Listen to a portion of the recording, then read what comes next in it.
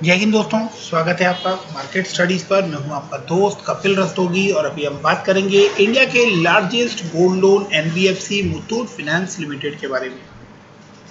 जो लोग मार्केट में इन्वेस्टेड हैं और जो लोग मार्केट में इन्वेस्टेड नहीं हैं, तकरीबन सभी लोगों ने इस बड़े शेयर का नाम सुना होगा, इस मल्टी बैगर शेयर का नाम सुना होगा। इसने अपने शेयर होल्डर्स को बहुत बड़ा रिटर्न बनाकर दिया है पास्ट में। बट अगर हम इसको जून 20 से यानी 3 क्वार्टर बैक से अगर हम इस शेयर प्राइस को ट्रैक करने की कोशिश करें तो ये आपको एक रेंज बाउंड ट्रैवल करता हुआ दिखाई दे रहा है, और अगर आप कहें तो एक बड़े लेवल पे ये आपको कंसोलिडेट होता हुआ दिखाई दे रहा है। तो इस दिग्गज शेयर, इस बड़े शेयर के अंदर हमें किस लेवल पर पोजीशन बनानी चाहिए? क्या अभी इसके अंदर पोजीशन बनाने का समय आ गया है? क्या वेट करना चाहिए, या किसी लोअर लेवल पर हमने अगर इसको बाई किया हुआ है तो क्या यहाँ ये प्रॉफिट बुक करने का समय है? इन तमाम सवालों का जवाब जो है वो आपको इस वीडियो में मिल जाएगा। आगे बढ़ते हैं और समझने की कोशिश करते हैं आज के दिन का कारोबार इस शेयर का कैसा रहा। डिविडेंड डिक्लेयर होने के बाद इस शेयर के अंदर तकरीबन 4% का उछाल आपको आता हुआ देखने को मिला। बट उसके बाद आज 10:10 के बाद से इस शेयर के अंदर आपको फॉल देखने को मिला और तकरीबन 3% ये शेयर जो है वापस फॉल करता हुआ हमें दिखाई दिया। तो ऐसे में जब ये शेयर 4% का जंप लेने के बाद, डिविडेंड की न्यूज के बाद और वापस से 3% फॉल कर गया है, तो क्या पोजीशन है जिस पोजीशन के ऊपर हमें इसको बाय, सेल या होल्ड करना है? तो जल्दी से हम लोग उस पोजीशन की तरफ आगे बढ़ते हैं। बट उससे पहले इसके फंडामेंटल्स चेक कर लेते हैं कि कंपनी के फंडामेंटल्स क्या बोलते हैं। क्या ये कंपनी इतनी स्ट्रांग है कि इसने जितना रिटर्न अपने शेयर होल्डर्स को पास में बनाकर दिया है, ये उतना ही रिटर्न जो है या उससे ज़्यादा रिटर्न अपने शेयर होल्डर्स को आगे फ्यूचर में भी बनाकर देने का दमखम रखती हो? तो मार्केट कैप की बात करें तो 47,000 करोड़ का मार्केट कैप है। एक बड़ा अच्छा मार्केट कैप नजर आता है। करंट मार्केट प्राइस की बात करें तो 1173, 52 वीक हाई की बात करें तो 1406, 52 वीक लो की बात करें तो 658।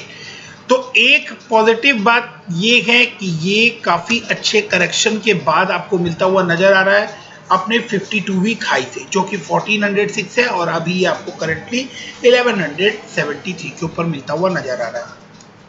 स्टॉक का पी जो है वो 13 है, और इंडस्ट्री पी के बारे से कंपैरिजन करें तो ये आपको अट्रैक्टिव पी के ऊपर दिखाई दे रहा है।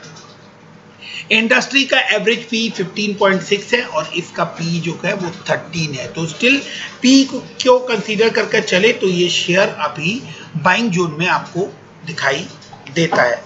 डिविडेंड कंपनी पे करती है। आरओई देखें तो बहुत ही शानदार, बहुत ही अट्रैक्टिव 28.8%, और आरओसी भी 16% यहाँ पर शो हो रहा है।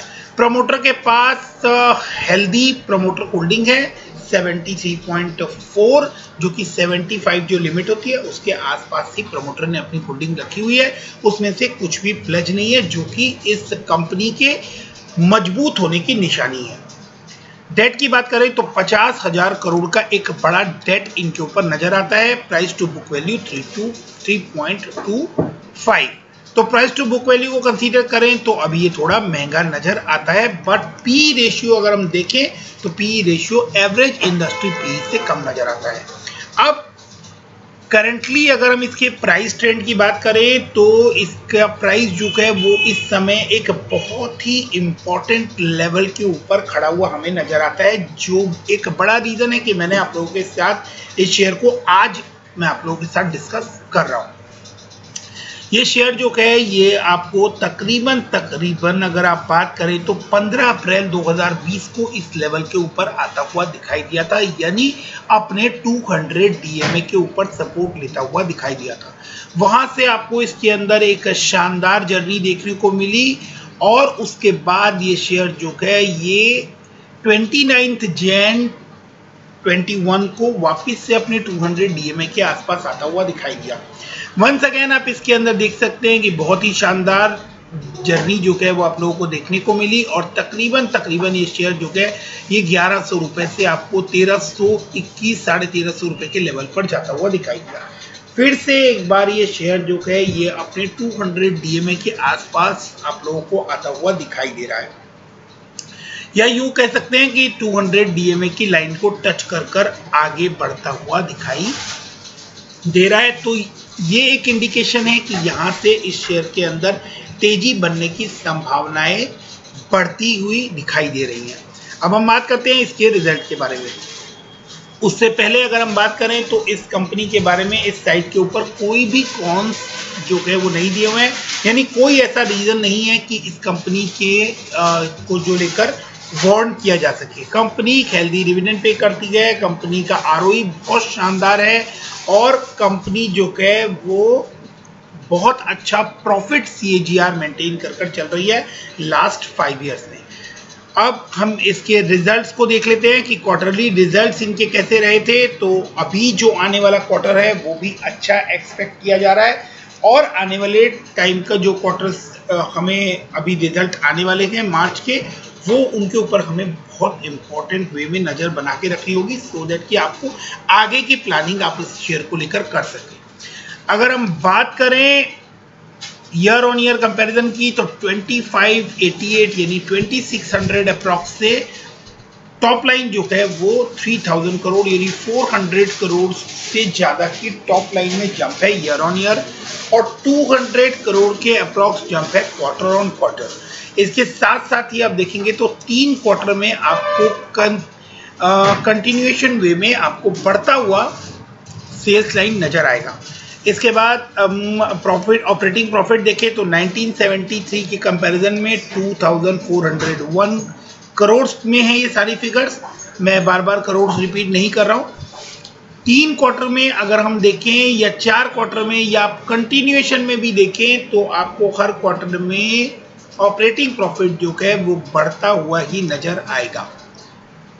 तो ये एक बहुत ही स्ट्रॉन्ग साइन है एक मजबूत शेयर का, स्ट्रॉन्ग फंडामेंटल वाले शेयर का कि उनका ऑपरेटिंग प्रॉफिट जो है वो कंटिन्यूअस वे में आपको बढ़ता हुआ नजर आ रहा है। इसीलिए इस कंपनी में कोई कॉन्स जो है वो नजर नहीं आ रहे हैं। कंटिन्यू अगर हम प्रॉफिट बिफोर टैक्स की बात करें तो सेम वेज ऑपरेटिंग प्रॉफिट की तरह ये भी आपको क्वार्टर ऑन क्वार्टर बढ़ता हुआ दिखाई दे रहा है। नेट प्रॉफिट की बात करें तो नेट प्रॉफिट में भी आप देखेंगे कि कंटिन्यूएशन में नेट प्रॉफिट में आपको इंक्रीज नजर आ रहा है और एक आधी क्वार्टर में अप डाउन छोड़ दें तो आपको हर क्वार्टर में ये बढ़ता हुआ ही नजर आ रहा है और ऑलमोस्ट जून 18 से अब इनका नेट प्रॉफिट जो है वो डबल होता हुआ दिखाई दे रहा है।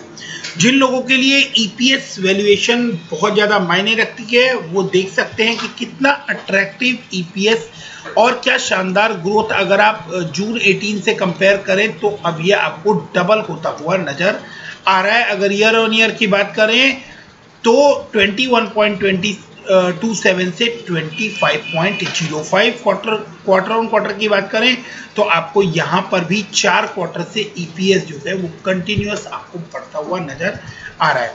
अब इम्पॉर्टेंट चीज की हम देख लेते हैं कि बैलेंस शीट पर आंकड़े कैसे हैं। कंपाउंड प्रॉफिट ग्रोथ इससे पहले हम देख लेते हैं 5 साल का कंपाउंड प्रॉफिट ग्रोथ 36, 3 इयर्स का 38 और ट्रेलिंग 12 मंथ्स का 27%। यानी कोई ऐसा रीजन नहीं बन रहा है कि इस शेयर में इन्वेस्टमेंट ना की जाए। तो क्या इस शेयर में इमीडिएट इन्वेस्टमेंट बनती है उसको हम लोग चार्ट के ऊपर भी डिस्कस करेंगे और उससे पहले हम इसको बैलेंस शीट को ध्यान से देख लेते हैं कि बैलेंस शीट में किस तरह की मूवमेंट नजर आती है। तो रिजर्व्स को अगर हम देखें तो रिजर्व आप देख पाएंगे कि कंटिन्यूएशन में रिजर्व आपको हेल्दी वे में बढ़ते हुए नजर आ रहे हैं और रिजर्व का बढ़ना जो है वो कंपनी की स्ट्रेंथ में काउंट होता है। बट एक्सेस रिजर्व जो है अगर एक्सेस रिजर्व किसी कंपनी के पास है इट मीन्स कि वो कंपनी जो है वो उस रिजर्व का प्रॉपर यूटिलाइजेशन नहीं कर पा रही है।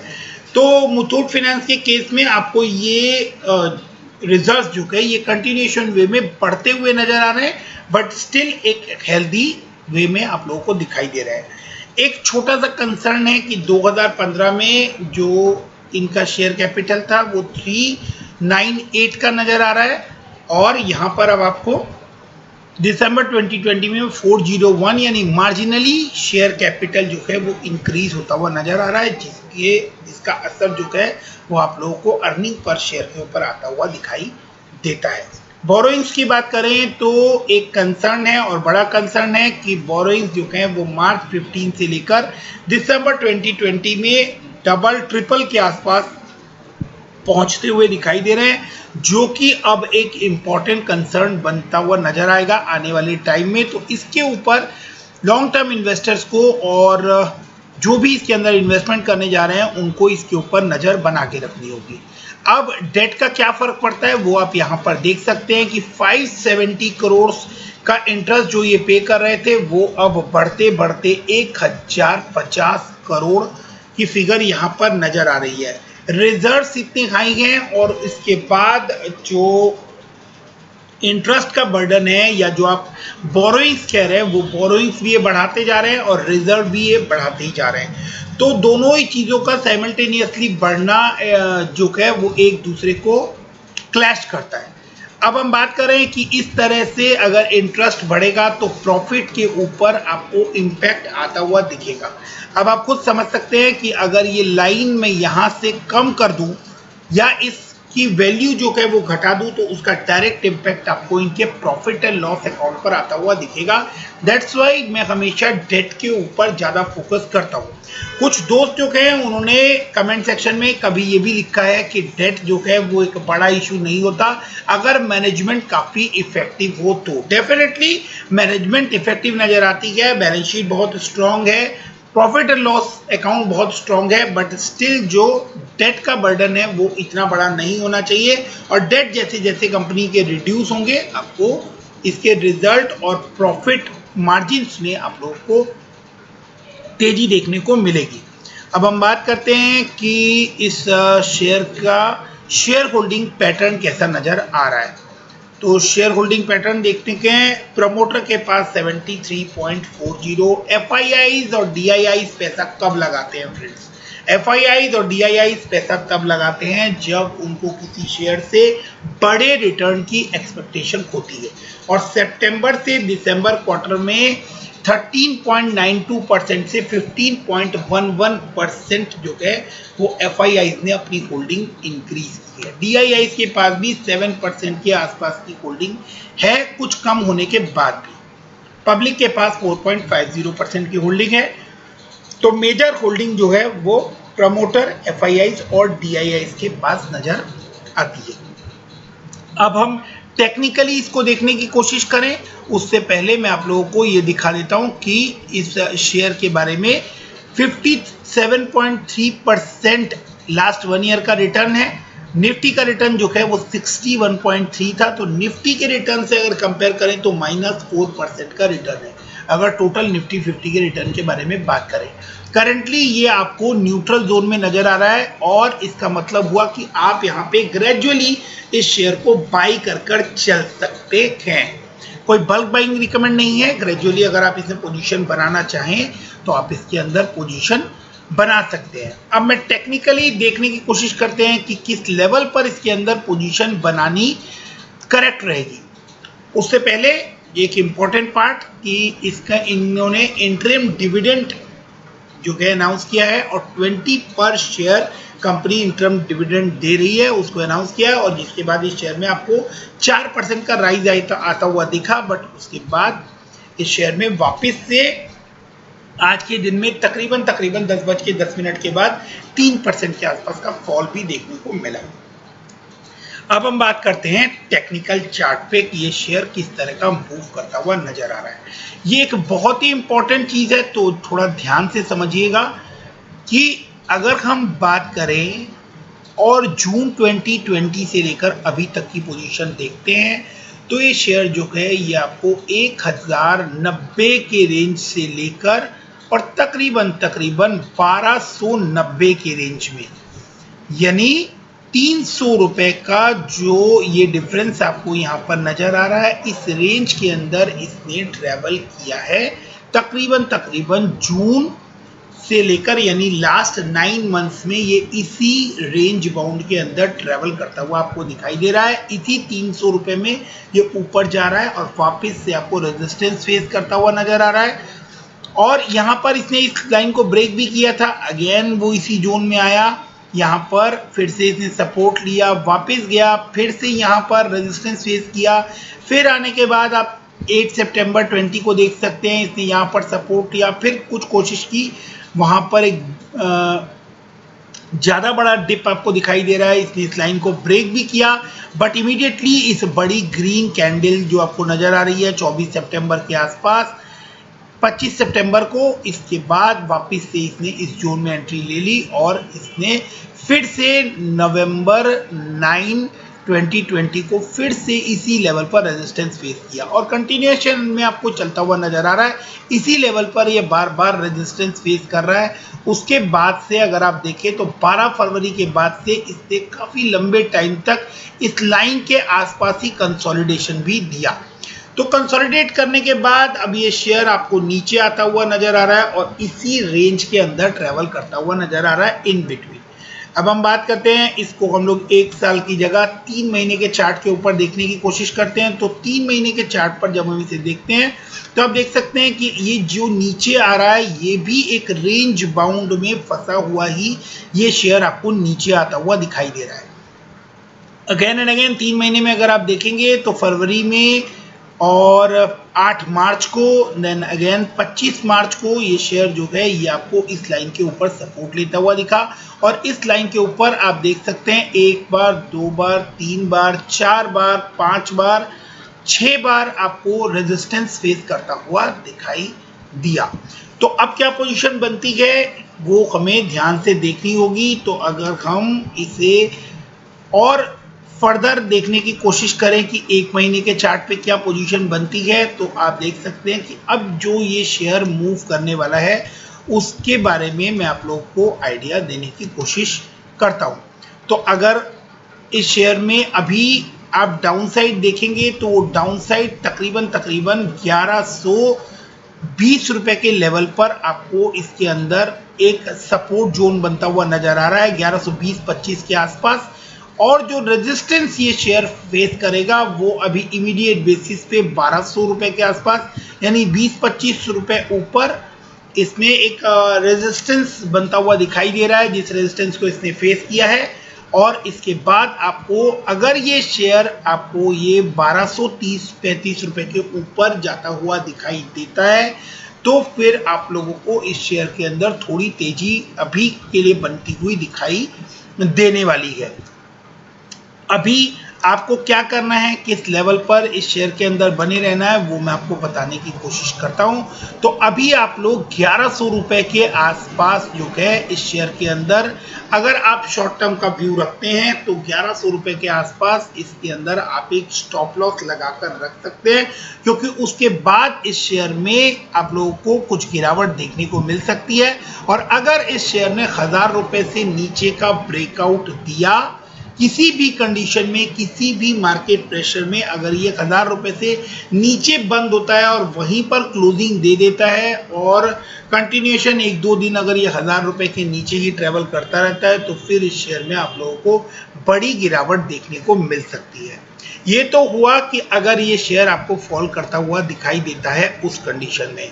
अगर ये शेयर आपको अपसाइड जाता हुआ नजर आता है तो इसका जो स्ट्रॉन्ग रेजिस्टेंस बनेगा, जो मैंने शॉर्ट रेजिस्टेंस मैंने आपको बता दिए, जो इसका बहुत बड़ा रेजिस्टेंस लेवल बनता हुआ नजर आ रहा है वो 1300 रुपए के आसपास बनता हुआ नजर आ रहा है। और 1300 रुपए के बाद जो है जब ये शेयर अगर 1300 रुपए के ऊपर क्लोजिंग दे देता है तो उसके बाद ये इमीडिएटली आपको 1360-70 के लेवल दिखा सकता है और उसके बाद फिर इस शेयर के अंदर आपको बड़ी तेजी की संभावनाएं देखने को मिल सकती है।